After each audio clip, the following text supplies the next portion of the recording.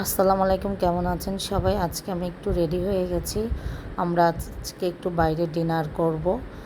এই যে আমার বোনও রেডি হয়ে গেছে, আমার মা রেডি হচ্ছে। আজকে আমার হাজব্যান্ডের জন্মদিন, সবাই ওর জন্য দোয়া করবেন, ওর সুস্থতা কামনা করি। এই যে আমরা রেস্টুরেন্টে চলে আসছি, বাপ মেয়ে জরুরি কথা বলতেছে। আমরা লিফটে উঠে গেলাম।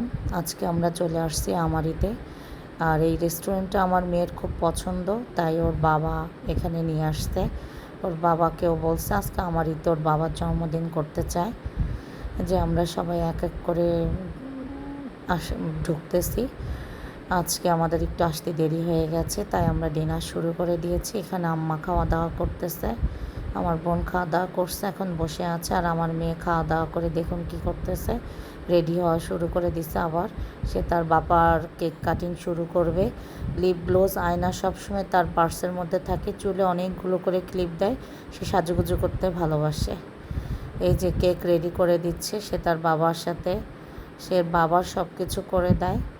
এই যে কেক রেডি, যেহেতু আমি ক্যামেরাম্যান, ভিডিও আমাকেই করতে হয়, তাই আমি সবসময় ক্যামেরার পিছনেই থাকি, তাই আমি তাদেরকে ভিডিও করে দিচ্ছি।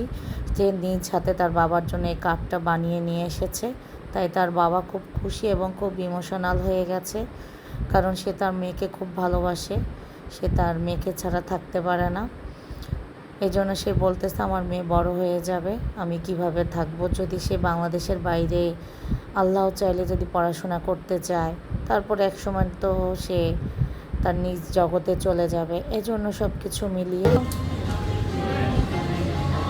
এই যে কেক কাটিং চলতেছে। এখন মেয়ে তার বাবাকে খাইয়ে দিবে। সে এক্সাইটেড ছিল তার বাবার জন্মদিন নিয়ে, ছোট মানুষ তো তাই। সে এই ফাঁকে তার কেকের যত চকলেট আছে সেগুলি খাওয়ার চেষ্টা করতেছে। এখানে আমার আম্মাও আছে।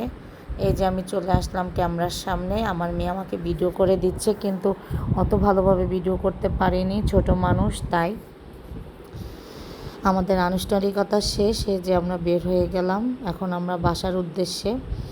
রাস্তায় ট্রেন পড়েছে, তাই যে আমি বসে আছি। অবশ্যই সবাই আজকে আমার পরিবারের জন্য দোয়া করবেন, আমার সন্তানের জন্য, বিশেষ করে আমার স্বামীর জন্য, যেহেতু আমার স্বামীর শরীরটা প্রায় অনেক দিন ধরে খারাপ। আল্লাহ ওর নেক হায়াত দান করুক। আজকে এই পর্যন্তই। আল্লাহ হাফেজ।